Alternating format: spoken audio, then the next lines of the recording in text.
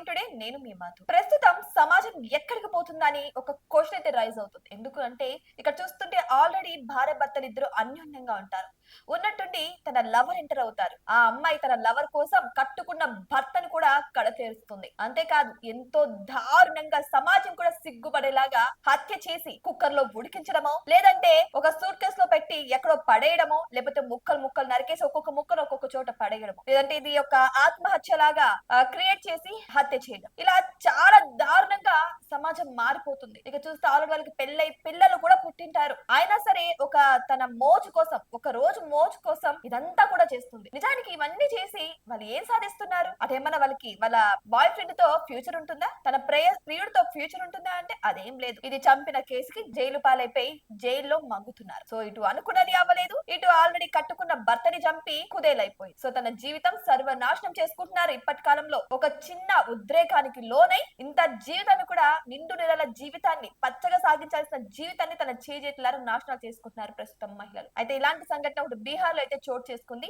ఒక మహిళ ఉంది. ఆ మహిళకి ఆల్రెడీ పెళ్ళైపోయింది. ఒక కొడుకు 12 ఏళ్ల కొడుకు కూడా ఉన్నాడు. అయితే ఆ కొడుకు కళ్ళ ముందే భర్తను దారుణంగా నరికి చంపిందో ఇల్లాలు. నోరు తెరిస్తే నీకు కూడా ఇదే గది పడుతుందని బెదిరించడంతో ఆ 12 ఏళ్ల కుమారుడు భయంతో ఉనికిపోయాడు. ఈ ఘోరం అయితే బీహార్ లోని పూర్ణియా జిల్లాలలో అయితే చోటు చేసుకుంది. అయితే ప్రియుడి కోసమే తను ఈ పని చేసినట్లు నిందితురాలు పోలీసులకు వెల్లడించడం అయితే అందరినీ విస్తుపోయేలా చేస్తుంది. ఇక పోలీసులు తెలిపిన వివరాల మేరకు చూసుకుంటే పూర్ణియా జిల్లాకు చెందిన బాలోదాస్, ఈయనకు 45 సంవత్సరాలు, ఉమాదేవి ఈ బాలోదాస్ యొక్క వైఫ్ అన్నమాట. అయితే ఈ దంపతులు తమ ముగ్గురు పిల్లలతో నివాసం ఉంటున్నారు. బాలోదాస్ పంజాబ్ లో కూలి పనులు చేస్తూ కుటుంబాన్ని పోషిస్తూ ఎంతో కష్టజీవనాన్ని సాగిస్తున్నాడు. అయితే సొంతూరులోనే ఉన్న ఉషాదేవికి గ్రామంలోని మరొక యువకుడితో వివాహితల సంబంధం ఏర్పడింది. అతన్ని విడిచి ఉండలేనని భావించిన ఉషాదేవి లేచిపోయేందుకు కూడా భర్తకు తెలియకుండా ఇంటి స్థలాన్ని కూడా అమ్మేసి డబ్బులు పోగు చేసుకుంది. అయితే ఆ డబ్బుతో ప్రియుడితో పరారయ్యేందుకు ప్లాన్ చేసింది ఈ ఇల్లాలు.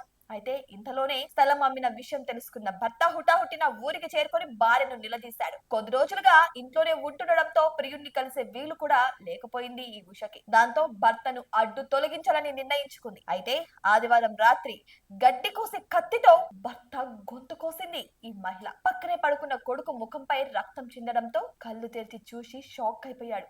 భయంతో కేకలు పెట్టగా నోరు మూయకపోతే నిన్ను కూడా నరికిస్తాని తల్లి బెదిరించడంతో తెల్లవారేంత వరకు అలాగే ఉన్నాడు ఆ పసికందు. ఇక ఉదయాన్నే బంధువులకు విషయం చెప్పగా గ్రామస్తులు బంధువులంతా బాలోదాస్ ఇంటికి చేరుకున్నారు. సమాచారం అందుకున్న పోలీసులు బాలోదాస్ మృతదేహాన్ని ఆసుపత్రికి తరలించి ఉషాదేవిని అరెస్ట్ చేశారు. ప్రియుడితో పారిపోయేందుకే భర్తను చంపినట్టు ఉషాదేవి అంగీకరించిందని పోలీసులు తెలిపారు. అంటే తన ప్రియుడితో సంతోషంగా వెళ్లిపోదాం అనుకుంది. కానీ ఇక్కడ ఆల్రెడీ ముగ్గురు పిల్లలు ఉన్నారు. ఆ ముగ్గురు పిల్లల్ని ఏం చేయాలి? తన కడుపున పుట్టిన పిల్లలే కదా. అమ్మతనం అనేది రోజు రోజుకి మాయమైపోతుందండి మహిళల్లో. ఇక పక్కా చెప్పాలంటే కామంతో కొట్టుకులాడుతున్నారని చెప్పొచ్చు. పెళ్ళయి మొగుడుతో సక్రమంగా చక్కగా కాపురం చేయకుండా ఏంటండి ఈ పోయే కాలం అంతా.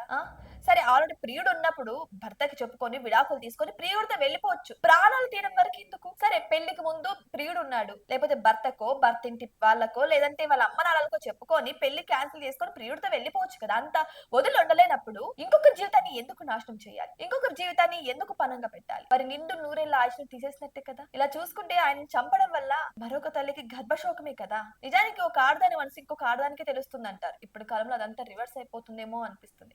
ఇప్పుడు కాలం యువకులు కూడా ఈ దారుణాలు తెర మీదకి రావడంతో వాళ్ళు పెళ్లి చేసుకోవాలన్నా కూడా భయపడే పరిస్థితి ఎదురవుతుంది. ఏదేమైనా కానీ ఇప్పుడు ప్రస్తుత సమాజంలో ఇలాంటి ఘోరాలు చాలానే చోటు చేసుకుంటున్నాయి. కట్టుకున్న భర్తని కాదని, కన్న పిల్లల్ని కాదని, కనీసం ఈ దారుణానికి పాల్పడితే ఏం జరుగుతుందో అని ఒక్క నిమిషం కూడా ఆలోచించుకోకుండా ఇంతటి దారుణానికి పాల్పడుతున్నారు ప్రస్తుతం మహిళలు. సో ఈ రోజు కూడా ఇలాంటి దారుణమే చోటు చేసుకోవడం అయితే జరిగింది. ఉషాదేవి నిజంగా చరిత్రలో గుర్తుండిపోయే పేరేమో అనిపిస్తుంది. ఇంత దారుణంగా గడ్డి కోసే కత్తితో గొంతు కోసిందండి భర్తది. తల్లి అంటే ఒక ప్రేమ, ఒక ఆప్యాయత ఉండాలి పిల్లాడికి. ఆ పిల్లాడి రేపొద్దున వాళ్ళ తల్లిని చూస్తాడా? ఆ తల్లిని చూసినప్పుడు ఈ పిల్లాడిలో ఏం కలుగుతుంది? ఆడవాళ్ళంతా ఇదే రీతిలో ఉంటారు అని చెప్పడానికే కదా. సో ఇలాంటి చేసి సమాజానికి ఏ సందేశం ఇద్దామని. మన వల్ల ఒకరు బాగుపడకపోయినా పర్లేదు కానీ మన వల్ల ఒకరు చెడిపోకూడదండి. ఇక ఆ పిల్లాడు లైఫ్ లో మహిళల్ని నమ్ముతాడా? నమ్మడు. సో ఇలాంటి దారాలు చోటు చేసుకుంటున్నాయి. మరి ఈ వీడియో గురించి మీకేమనిపిస్తుందో కామెంట్ బాక్స్ లో కామెంట్ చేయండి. ఇటువంటి మరిన్ని అప్డేట్స్ కోసం మా ఛానల్ ని సబ్స్క్రైబ్ చేసుకోండి.